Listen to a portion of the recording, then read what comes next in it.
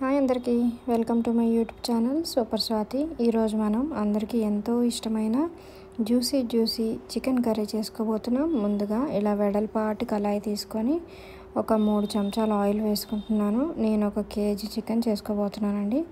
So నాకు 3 to 3.5 పడుతుంది. So మీకు తగినట్టుగా మీరు వేసుకోండి. మ్యాక్సిమం 3 వేసుకుంటే సరిపోతాయండి. ఆ నూనె వేడెక్కే వరకు వెయిట్ చేద్దాం. సో యాజ్ యూజువల్ నేను నూనె వేడెక్కేలోపు ఒక పెద్ద ఆనియన్ని చాప్ చేసి పెట్టుకుంటున్నాను.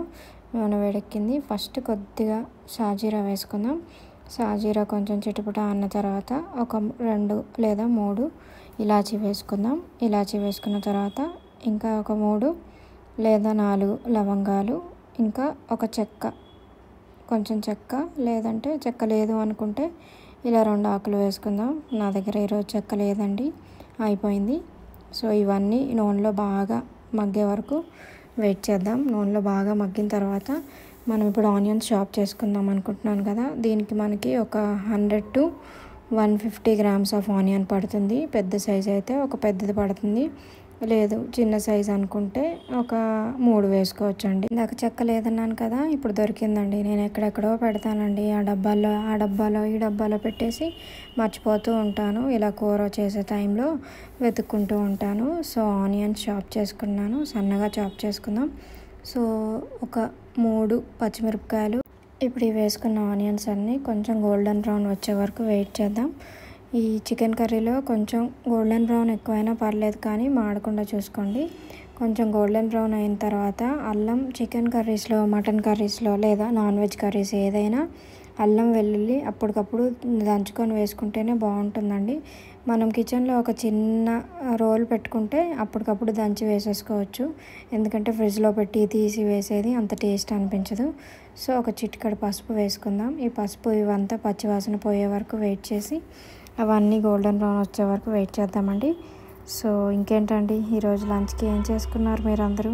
సో మనకి ఇప్పుడు ఈ ఆనియన్స్ అన్నీ గోల్డెన్ బ్రౌన్గా అయిపోయాయి కదా. నేను ఇందులో ఒక 2 స్పూన్స్ అంతా అల్లం వెల్లుల్లి వేసుకుంటున్నాను. నేను రోల్లో నూరుకుంటాను కాబట్టి మరీ పేస్ట్లా ఏమి నూరుకోను. నూరుకునే టైంలో ఒక హాఫ్ పచ్చిమిరపకాయ కూడా అందులో వేసుకొని నూరుకుంటాను, ఎందుకంటే ఫ్లేవర్ చాలా బాగుంటుంది. ఇప్పుడు మనం అప్పటికప్పుడు నూరుకుంటున్నాం కాబట్టి మరీ పేస్ట్లా కాకుండా ఇలా మరీ కచ్చాపక్కలా కాకుండా కొంచెం మెత్తగా అయ్యే వరకు దంచుకున్నా పర్లేదండి, సరిపోతుంది, బాగుంటుంది. పెద్దగా మనకు టేస్ట్ తేడా ఏమి అనిపించదు. సో మనం చికెన్ ఎప్పుడైనా తీసుకున్న తర్వాత ఒక 10 minutes అలా వాటర్లో వేసుకొని కొంచెం సాల్ట్ వేసుకుంటే కొంచెం చికెన్ జ్యూసీగా అయ్యి మన గ్రేవీ అంతా చికెన్ ముక్కల్లోకి వెళ్తుందండి. వేసుకునే టైంలో కూడా కొంచెం వాటర్ ఉంచుకొని వేసుకుందామండి. ఇలా వాటర్తో పాటు చికెన్ వేసుకుంటే మనకి ఏమవుతుందంటే దాంట్లో నుంచి కూడా కొంచెం వాటర్ ఊరి మనం బయట నుంచి ఎక్స్టర్నల్గా ఎక్కువ వాటర్ వేసుకోకుండా ఈజీగా కుక్ అవుతుంది చికెన్. సో ఇలా చికెన్ వేసుకున్న తర్వాత ఎప్పుడైనా చికెన్ చేసుకునే టైంలో తాలింపులో వేసిన తర్వాత జస్ట్ ఒక్కసారి అలా తిప్పి మూత పెట్టుకొని ఒక 10 minutes or 15 minutes, మీడియం ఫ్లేమ్లో అయితే 15 minutes వెయిట్ చేసినా పర్వాలేదు. అదే హై ఫ్లేమ్లో వండుకుంటే మాత్రం ఒక 10 minutes వదిలేయండి. పొద్దాకా తిప్పితే చికెన్ సరిగా ఉడకదండి. సో ఇలా ఫుల్గా ఆయిల్, తాలింపు, ఆ అల్లం అంతా చికెన్ ముక్కలకు పట్టేలాగా మనం తిప్పుకోవాలండి. ఏంటి ఇవిడ పొద్దాకా తిప్పుకోవాలి అంటుంది అనుకుంటున్నారా? తిప్పుకోవడం అంటే అదే అండి, కలుపుకోవడం. నేను తిప్పుకోవడం అలవాటు, అందుకే నేను తిప్పుకోవడం అంటున్నాను, ఏమనుకోవద్దు. సో ఇలా మూత పెట్టుకొని ఒక 10 minutes వెయిట్ చేసాం. చూసారు కదా, అలా వాటర్ ఫుల్గా ఊరుతాయి.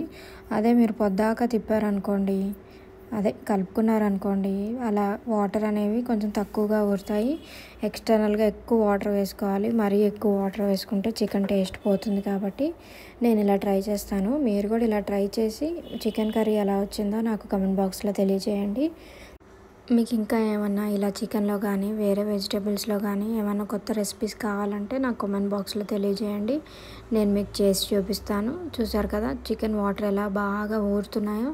ఇలా మనం ఒక 10 minutes అలా వదిలేస్తూ ఉంటే చికెన్లో నుంచి వాటర్ ఊరుతూ ఉంటాయి. ఈ టైంలో మనం కొంచెం సాల్ట్ వేసుకుందామండి, ఎందుకంటే వాటర్ ఊరుతుంది కాబట్టి సాల్ట్ వేసుకుంటే సాల్ట్ అంతా ముక్కలకి బాగా పడుతుంది. నేను ముందుగా చెప్పాను కదా, కడుక్కున్న తర్వాత ఒక 10 minutes ఉప్పు వేసి పెట్టుకుంటానని. సో దాని ప్రకారం మనం సాల్ట్ చూసుకొని వేసుకోవాలి, లేదంటే ఎక్కువ అయిపోతుంది. ఇప్పుడు ఒక 5 minutes వెయిట్ చేద్దాం మనం. సో ఇలా నాన్ వెజ్ కర్రీస్ ఎప్పుడైనా మనం కొంచెం వెడల్పు గిన్నెలో చేసుకుంటే అండి బాగా ఉడుకుతుంది. అదే కొంచెం చిన్న గిన్నెలో చేసుకుంటే ఏమవుతుందంటే ఇరుగ్గా ఉడుకుతుంది కాబట్టి ముక్క సరిగా ఉడకదు. ప్లస్ ముక్కలు విరిగిపోయే ఛాన్సెస్ చాలా ఎక్కువగా ఉంటాయి. సో కొంచెం పెద్ద గిన్నెలో చేసుకోవడానికి ప్రిఫర్ చేయండి మీరు. చూసారు కదా, మొత్తం వాటర్ అంతా పోయి ఆయిల్ తేలుతున్నట్టుగా ఉంది. ఈ టైంలో ఒక్కసారి లైట్గా తిప్పుకుందాం మనం. బాగా కలుపుకోవాలండి. చూసారా, అది స్టీల్ కాబట్టి లైట్గా అడుగంటినట్టుగా ఉంటుంది, కానీ పర్లేదు, అదేం మనకి ప్రాబ్లం కాదు. వాటర్ వేసుకుంటే అదంతా ఊడిపోతుంది. సో ఇందులో నేను ఒక 2 to 2.5 స్పూన్స్ కారం వేసుకుంటున్నాను. మీకు తగినంత మీరు వేసుకోండి. బాగా కారం ఉంటే 1.5 వేసుకున్నా సరిపోతుంది. నాది పెద్దగా కారం ఉండదు, సో మీకు తెలుస్తుంది కాబట్టి దాన్ని బట్టి కారం వేసుకోండి. సో ఇలా ఒకసారి బాగా కలుపుకొని ఒక 5 minutes వెయిట్ చేయండి. వెంటనే వాటర్ వేయకూడదండి. కారం వేసుకున్న తర్వాత కొంచెం మగ్గాలి. ఎప్పుడైనా టొమాటోస్ అనేవి మనం కారం వేసుకున్న తర్వాత కర్రీలో వేసుకుంటే తొందరగా ఉడుకుతాయి. ప్లస్ ముక్క కూడా బాగా ఉడుకుతుంది. ముందుగానే టొమాటోస్ వేసుకున్నాం అనుకోండి, ముక్క ఉడకదు. ఎందుకంటారా, ఇప్పుడు ఆ టొమాటోస్లో కొంచెం పులుపు అనేది ఉంటుంది కదా, ఏ కర్రీలో అయినా కొంచెం పులుపు తగిలితే తొందరగా ఉడకదు. సో నేను ముక్కలు మునిగే వరకు వాటర్ వేసుకుంటున్నానండి. ఆ క్లిప్పింగ్ మిస్ అయింది. చూసారు కదా, ఇప్పుడు నేను వేసుకున్న వాటర్ అంతా బాగా మగ్గే వరకు ఉడికించుకుంటానండి. ఈలోపు మెయిన్ స్టార్ ఇంగ్రీడియంట్ కరివేపాకు వేసుకుందాం. ప్రతి కర్రీలో లాస్ట్లో ఇలా ఒక 10 minutes ముందు కర్రీ అయిపోతుంది అనగా కరివేపాకు వేసుకుంటే ఫ్లేవర్ చాలా బాగుంటుందండి. సో మూత వేసుకున్నాం. చూడండి, కూర ఆల్మోస్ట్ దగ్గర పడింది. ఇంకా ఒక 5 minutes పడుతుందండి. ఇంకొంచెం దగ్గర పడాలి. ఇలా దింపుకున్నా పర్లేదు, మసాలా వేసుకుంటే సరిపోతుంది. నేను ఇంకొంచెం దగ్గరగా చేసుకుంటాను. ఇప్పుడు ఇలా చేసుకుంటే మనకి చపాతీలోకి కానీ లేదా ఏదైనా రాగి సంకట్లోకి కానీ ఇలా వాటర్గా ఉంటే చాలా బాగుంటుందండి. నేను రైస్లోకి తీసుకుంటున్నాను కాబట్టి ఇంకొంచెం దగ్గర పడే వరకు వెయిట్ చేస్తాను. సో మూత పెట్టుకున్నాం. ఇప్పుడు ఆల్మోస్ట్ దగ్గర పడినట్టుగానే ఉంది, అయిపోయింది. ఇలా లాస్ట్లో మళ్ళీ నేను ఒక 2 పచ్చిమిరపకాయలు వేసుకుంటాను.